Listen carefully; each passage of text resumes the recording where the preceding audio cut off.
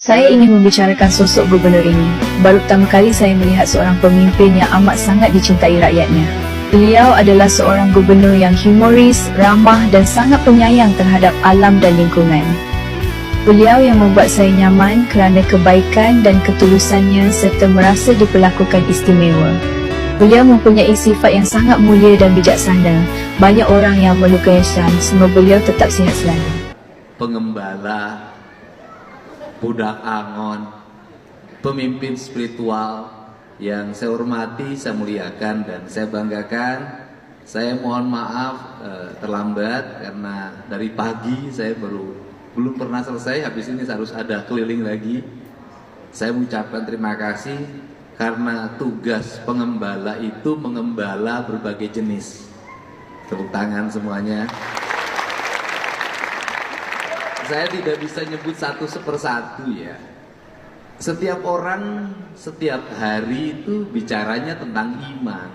Saya kayak khotbah nih, tiap ketemu Natalan khotbah lagi. Nanti banyak undangan di sini, bahaya ini. Saya memilih jadi gubernur saja dan tetap menduda.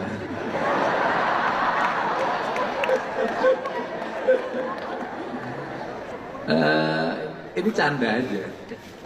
Kenapa memilih pemimpin yang menduda? Karena pemimpin itu tugasnya satu, memberi harapan dan membangun kenyataan.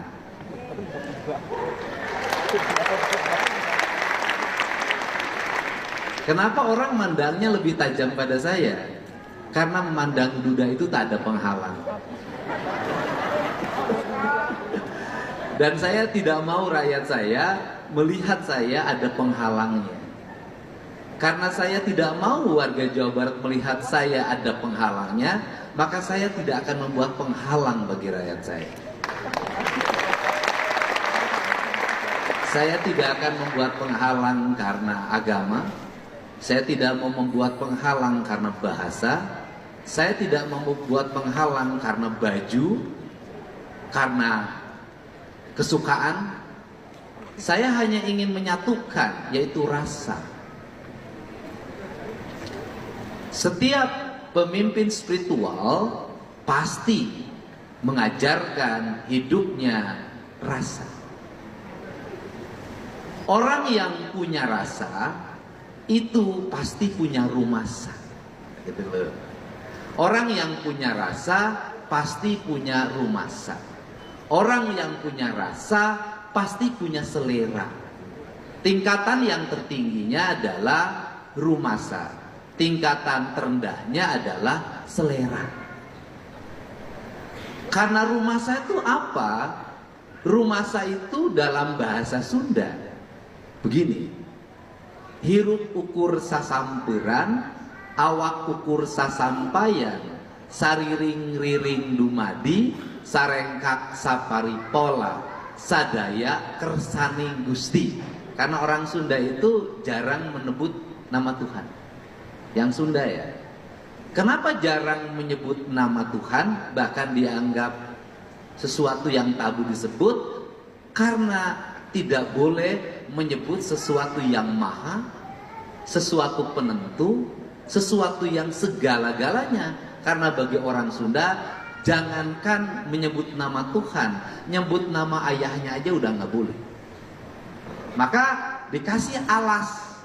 Alasnya apa? Alas itu sepatu ada alasnya. Nah, kenapa dikasih alas? Ada jarak. Kenapa dikasih jarak? Agar apa? Agar ada pembeda. Sehingga nyebutnya bapak, emak, akang, teteh. Kalau itu om.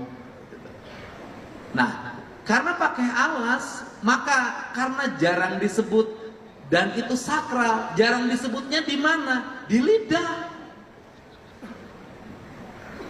Di lidahnya jarang disebut. Bahkan mungkin tidak disebut. Tetapi dia hadir di mana? Di rasa, di cinta. Rasa cinta itu di mana? Ya di iman. Karena adanya di iman, maka dalam bahasa filsafatnya dia sudah sublimasi. Karena sudah sublimasi, kata orang Sunda, dia sudah ngawiraga sukma. Karena sudah ngawiraga sukma, maka dia sudah bersatu dalam dirinya. Karena sudah bersatu dalam dirinya, maka imannya tidak dibacakan, imannya tidak diucapkan, tapi imannya lahir dalam bentuk perbuatan. Karena lahir dalam bentuk perbuatan, maka dalam dirinya hilang pengakuan. Karena hilang pengakuan, maka tidak ada aku. Yang ada adalah aku. Apa sih yang menjadi problem konflik kita hari ini? Yang menjadi problem konflik kita hari ini adalah imannya terlalu sering diucapkan. Imannya terlalu sering dideklarasikan. Itu kalau dalam politik, terlalu banyak deklarasi, banyak keluar biaya. Sekali lagi, kalau dalam politik terlalu banyak deklarasi, banyak keluar biaya. Kadang-kadang orang yang deklarasi itu pengen apa? Pengen kelihatan sama yang diusungnya, agar besok menang ada catatannya. Kalau sudah menang ada catatannya, berarti ada bagiannya. Tapi bagi seseorang yang memberikan dukungan full penuh, wajahnya pun nggak boleh kelihatan, namanya pun nggak boleh disebut, tapi perannya peran utama. Jadi yang ikhlas itu tidak pernah mendeklarasikan. Siapa yang paling ikhlas dalam hidup kita? Ibu kita. Apakah ibu kita suka mendeklarasikan? Kau adalah orang yang aku besarkan, biayanya sekian, aku melahirkan, mengerangnya lama sekali, bapakmu itu enggak pernah. Enggak pernah. Orang yang ikhlas tidak pernah bercerita. Dan orang yang ikhlas itu, anaknya mau berbalas baik, mau berbalas tidak baik, dia tetap mendoakan dan ingin anaknya tetap dalam kebaikan. Gus, omongan saya apa? Janji politik pasti saya tepati, tapi janji menikahi belum tentu saya turuti.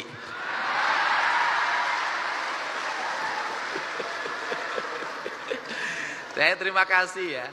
Dan ya kita hari ini sudah orang Jawa Barat, saya meyakini kita punya harga dan punya martabat. Kita bisa membantu saudara orang lain yang kesusahan. Nanti suatu saat juga orang kita ketika kesusahan akan dibantu orang.